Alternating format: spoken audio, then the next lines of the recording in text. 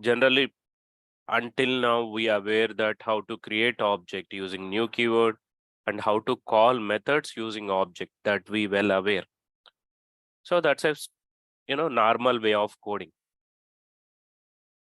Okay, but if you want to design a framework and if you want to create objects during runtime, and if you want to access methods runtime, and if you want to access variables during runtime, okay, accessing constructors, methods, and variables using reflection API, we can access them. Anyway, I wanted to keep it aside, and let's discuss Spring now. Okay, we are going to start with the Spring framework. Okay, as per our content, we will start with this Spring framework. Okay, we will start with Spring framework. Once we complete with this, we will start Spring Boot and microservices. Okay, so as part of Spring framework, we should understand how all these modules will fit into application development, where exactly we will use them. Okay, they are like let's say if you are building a car, how cars parts will be aligned together, right? Like steering, wheels, seats, engine, how you will fit together. Similar way, during your application development, we need to use all these concepts together to build a application. It depends on your application. You may need 2 or more modules. Okay. Yeah, let me draw a simple MVC diagram and let me explain you there how the Spring framework is useful for your application development. I'm drawing MVC diagram here again. View, controller, and model. Let me draw it as a bigger one. Okay. So views, controller's responsibilities, we know, right? View is for presentation layer. Controller is a mediator between your model and view. For any application, right? Web applications, which are specially web applications or microservice based, whatever you call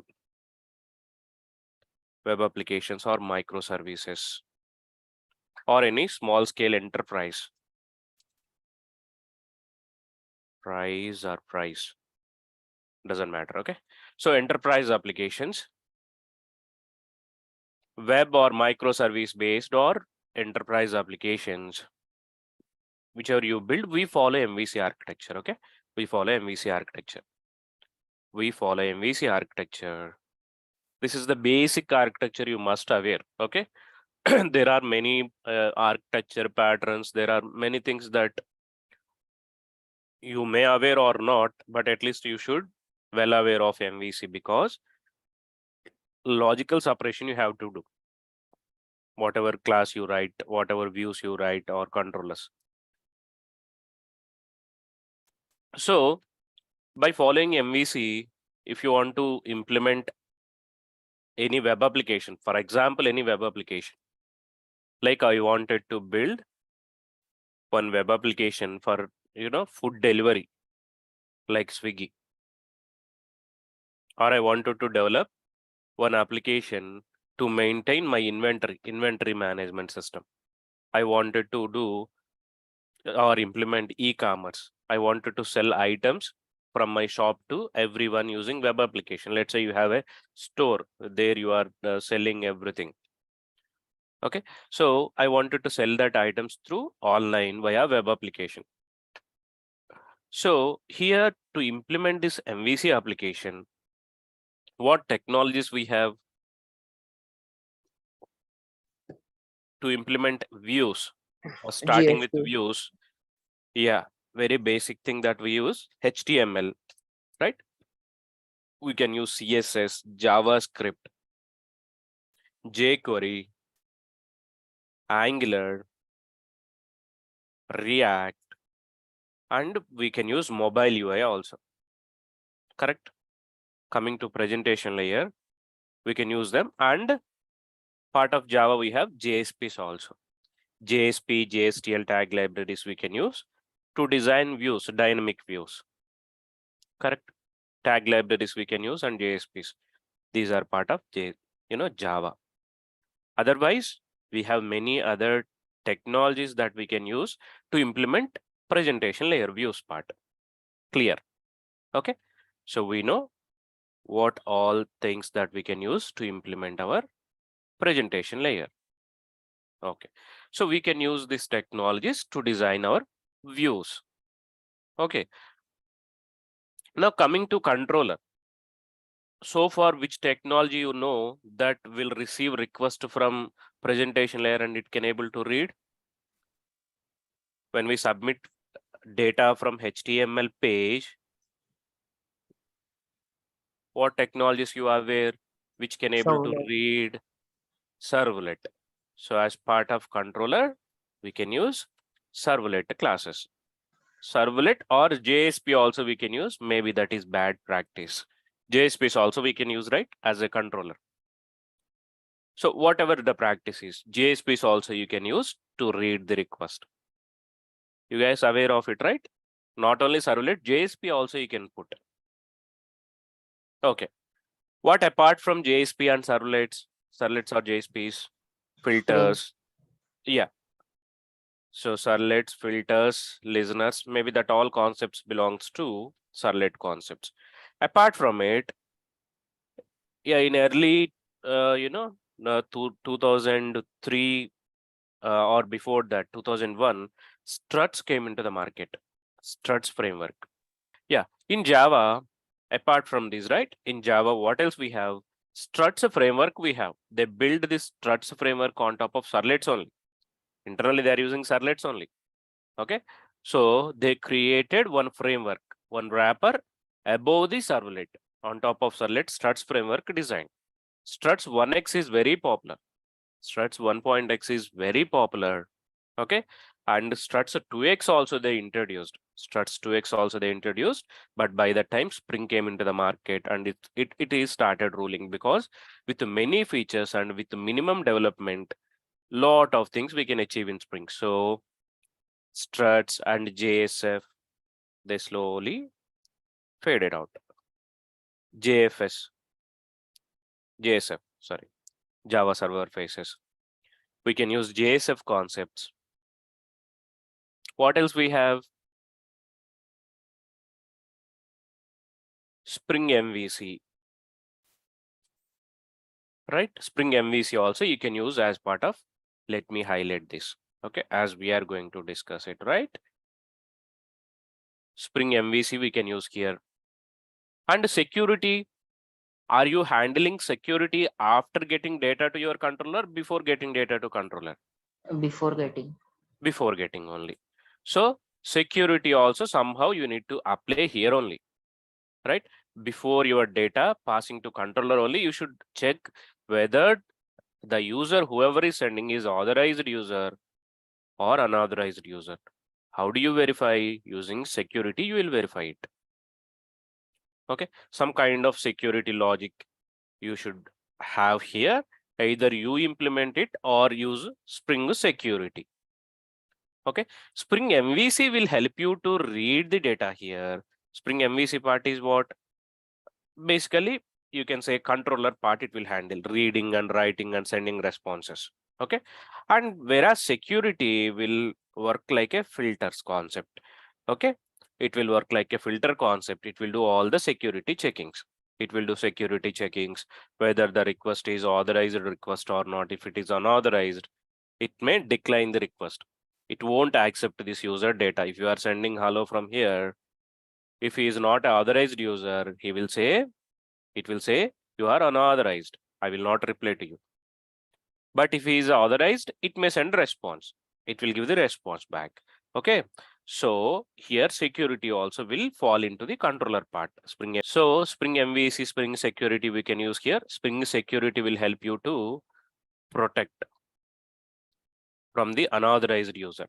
So security will fall here. Spring security will fall here. So Spring security module may be useful here. Before your MVC fall into the place, security will be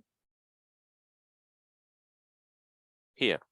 So after Spring Security, MVC will receive the request. So it will read and it will send the data to model layer. It will send data to model layer. So the model is the main part where many modules will fall into the place. Many modules we will use here. Many Spring modules we will use here. Only until here what we see, MVC and security only, right? MVC and security, only two modules you see. Apart from these two, okay, apart from these two, what about other modules where we use them? Yeah, in model, we use them in model. So what we use in model, basically in model, we will be having so many classes, business classes, or you can call services. You will have repository classes, repo,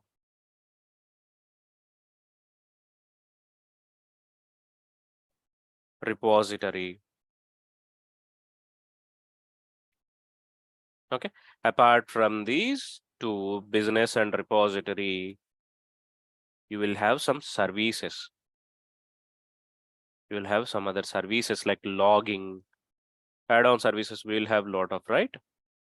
We will do logging, transaction services you will have, log services you might have,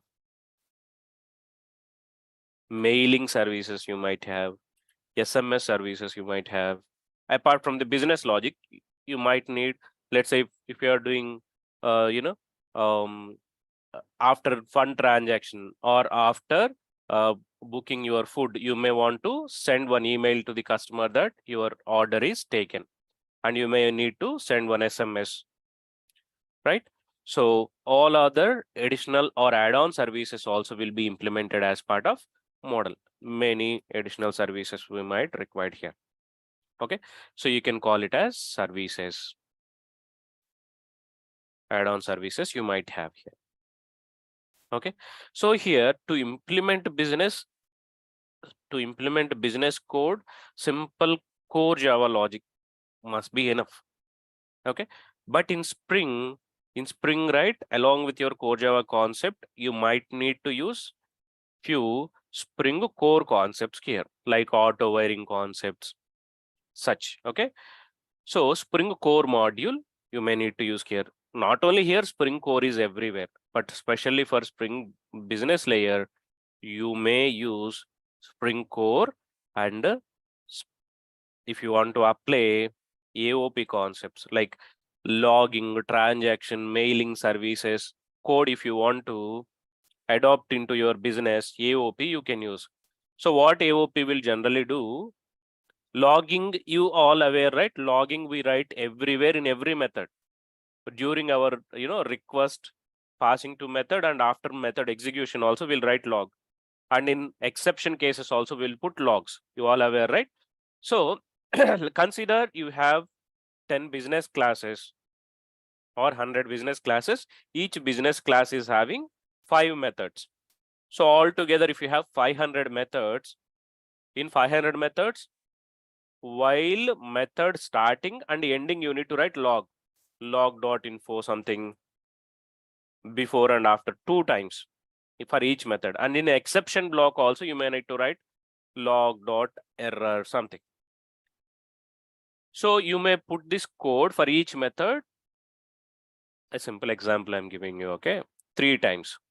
Okay, so 500 into 3, 1500 times you may need to write that logic. 1500 times you may need to write logging logic here. To avoid that, if you can use AOP, right, only write 3 lines of code separately here, and you can apply that common logic.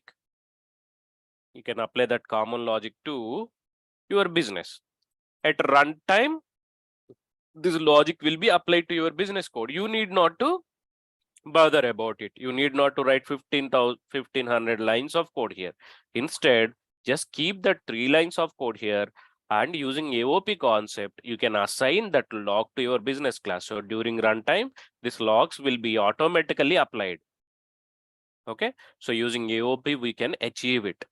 So, it's a powerful, API, AOP. It will apply any add-on services during runtime to your business layer. Okay, not only here, you can apply anywhere. It's a simple concept, but powerful concept. It is something like your OOPS concept.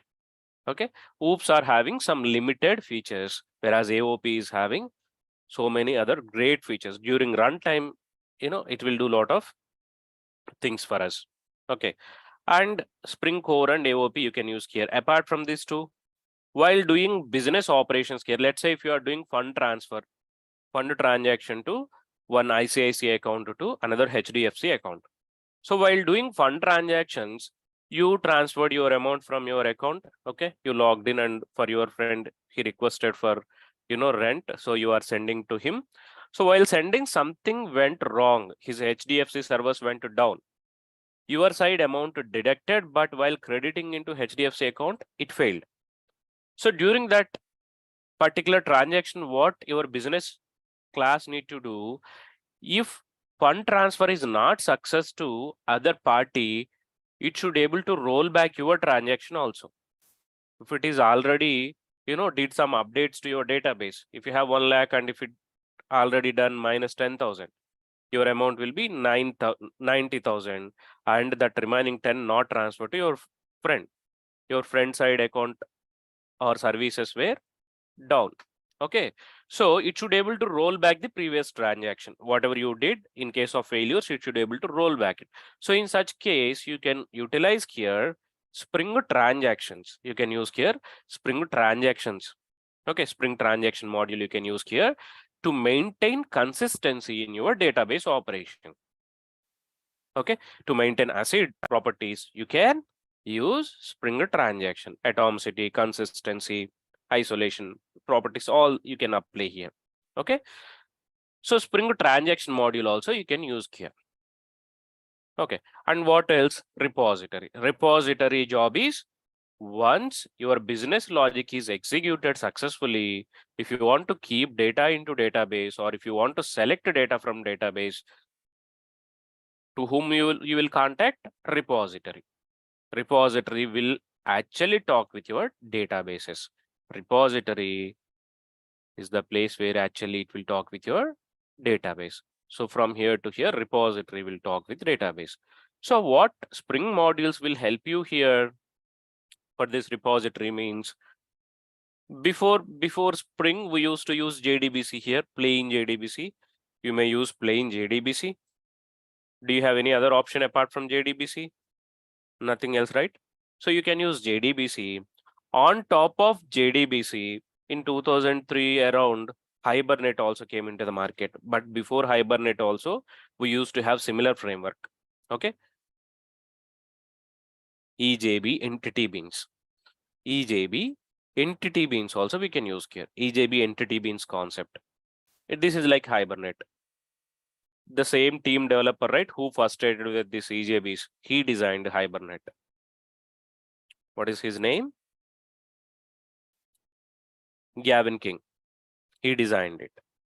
Hibernate or JPA you can use here. Now Spring came into the market, right? What Spring did, on top of JDBC and Hibernate, they designed Spring modules. On top of JDBC, Spring designed Spring JDBC module, and they made Spring JDBC operations simple. In general, in JDBC, what mistakes you may do while writing code? You may not close your connections properly, or you may not handle exceptions properly, or you may not pass arguments properly, or you may not aware how to iterate result sets properly. But whereas in JDBC, all that will be avoided in a simple way. In a single line, you can put your query, opening connections, closing connections, opening result sets, closing result sets, and giving results, iterations, everything it will take care internally. One layer they created on top of JDBC to simplify JDBC operations. Similar way for Hibernate also. In Hibernate also, we used to open session, and we used to begin transaction, and we save, we commit transaction, we close session. All that lines of code we need to write while doing Hibernate operations. So they avoided all that, and they created one more wrapper. Okay, they created Spring ORM. In a single line statement, you can able to do it. So all the other things they will handle internally. So that wrappers they created. They simplified JDBC and ORM as well. Okay, Spring ORM and Spring Data, which is the new module. So Spring Data JPA or Spring JDBC, Spring ORM modules are useful here in this repository part. Okay, what modules we have here? Spring Core, JDBC, ORM, AOP, Transaction Security, MVC. We covered, right? All these modules. If I use all these modules, I can able to implement end-to-end MVC application, correct? So here two modules, MVC and security, and core module for business logic, AOP for adding logics on the fly, like your services logics to maintain transactions, Spring transactions, Spring JDBC, one more wrapper layer on top of JDBC. So it will make JDBC operations simple, and Spring ORM and Spring Data JPA. Okay, so this is how this modules will help you to implement your end-to-end MVC application, end-to-end MVC applications. Whereas Spring Core module, not only for business layer,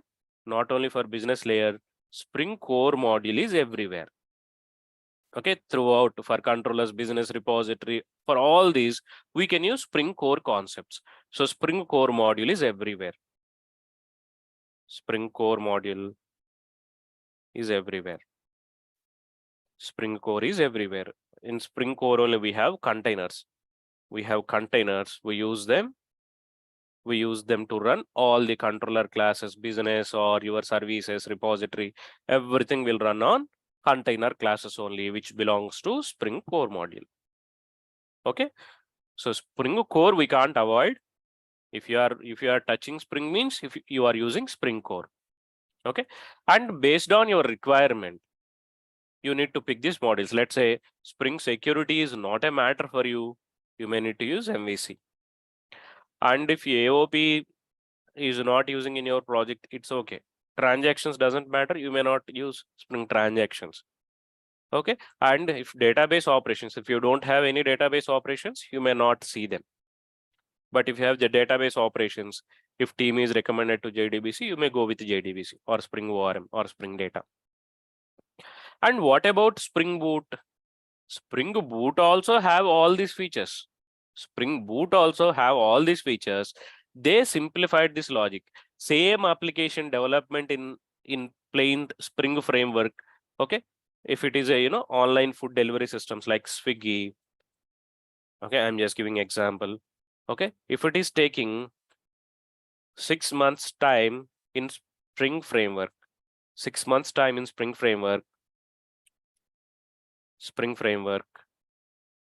that you can minimize up to 2 months or lesser than that using Spring Boot.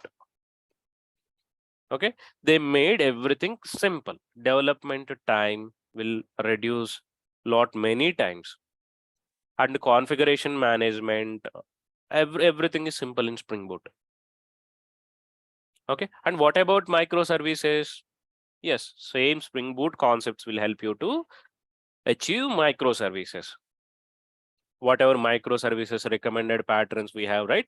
For all that patterns, we have solutions in Spring Boot only. So using Spring Boot, we will achieve microservices also.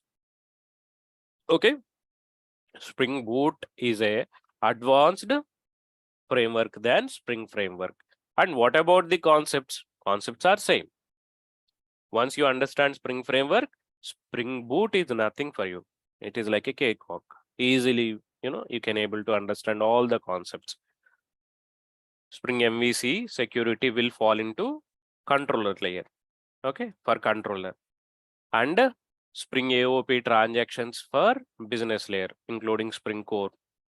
And we have Spring Mailing API also, you can use it. And in Spring Boot, we have SMS API also, you can use that. Okay, lot of APIs we have. Not only these, there are, modules. There are many other modules we have. Mainly, these are the modules that are sufficient in regular MVC development. Okay, so beyond this, if you see any module, it's not a difficult thing for you to understand. Let's say if they introduced some mailing, it's okay. You can easily find Spring Mail example and you can use it in your application. Anyway, we will see mailing concepts also. And here for repository, they use JDBC, Spring JDBC and Spring ORM modules. So which module we have to understand first? Now you see this, right? You see all the modules. Which module you need to know first to learn other modules means you need to know Spring core module first.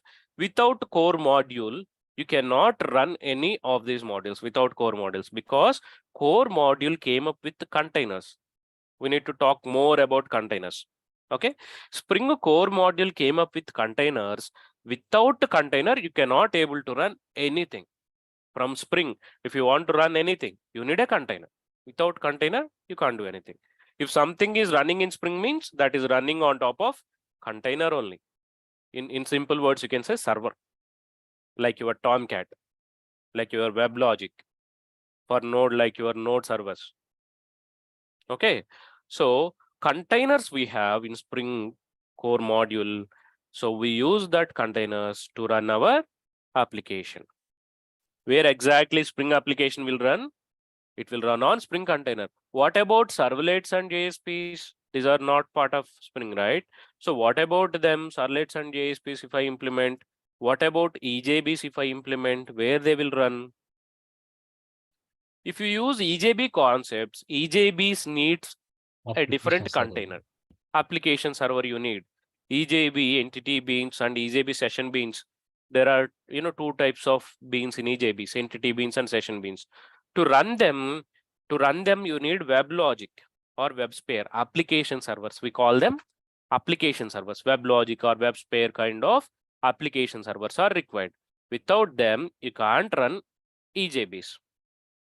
Okay, they are application servers and paid servers. You need to pay them while using these concepts. So that's why whoever frustrated with this dependency, he designed this Hibernate. Okay, he designed Hibernate and made it free. All the features which are there in entity beans, he added in Hibernate. Now Hibernate is so much powerful one. On top of Hibernate only, this ORM JDBC also are running. So WebLogic dependency we have wherein EJBs. If you try to run your application in servlets, struts, they all need Tomcat. A web server mandatorily required. A web server. Without web server, you cannot run them. Without web server, you cannot run them. Then what about Spring? For Spring, nothing required. You need Spring containers. They are part of your Spring library only. Then how it will receive request from U2 controller without servlet? Without servlet is nothing possible. Okay, so here we use only one single class that we will run in Tomcat. Tomcat also required. While implementing web application, Tomcat also required for you. There is only one class that we deploy. We call it as dispatcher servlet. This class, for only this class, we will use Tomcat. This is like a visa to us. Dispatcher servlet is like a visa to access application. Where this class will run, it will run on Tomcat. Only the single class, which is already pre-implemented in MVC library, we have it. Okay, to run this class only, we need Tomcat. Apart from that, whatever classes you will implement, your controller classes, business classes, let's say for your Spring Swiggy application, if you have, altogether 1,000 classes, all your 1,000 classes will run on top of Spring container only. Without container, no class will be executed. All these classes, whatever classes you implement here, everything will run on your Spring container only. And this container is not a special software that you need to download and put it somewhere. These containers are again Java classes. Okay, these containers are Java classes, like your file input stream, file output stream, how you will use to load a file. Similar way, we use these container classes. We create object of container. That container will create objects for all your classes. We create object of a container. and the container will create objects for your entire application classes. Okay, we will learn more and more about containers in upcoming sessions. Okay, we will be starting regular sessions from tomorrow. Okay, by tomorrow I would recommend everyone to get registered. Okay, I would recommend everyone to get registered, because we are going to start the regular modules from tomorrow. We'll start containers discussion. Once you understand these containers, we will go step by step, next layer. Okay, we will be discussing JDBC, and then we will be discussing ORM, then we will be discussing AOP, transactions, and we will be discussing MVC, security. From back to front, this approach we will learn. Okay, we should not go from front to back here. From backend module to front end we will learn. Okay, so that we will be getting full hands-on knowledge. How to even application development also will go from back to front. Generally, I use this approach. Many will use, and of course, this is the dependency layer, right? Back to front. So this is how our development will go.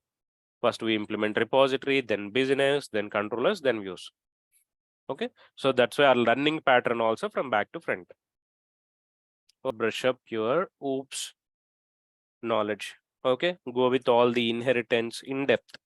What is inheritance? Maybe why I'm recommending is for AOP, right? If you understand OOPS concepts clearly, object creation, all the techniques. Okay, easily you will understand AOP concepts and all other object creation techniques, everything. Go with OOPS concept. Okay, collections. Collections also, just go with this list set implementations. And what else is mandatory? Exception handling, you all must aware, right? Exception handling. Nothing much required actually. Go with these concepts. If you have servlet knowledge and JDBC knowledge, well and good.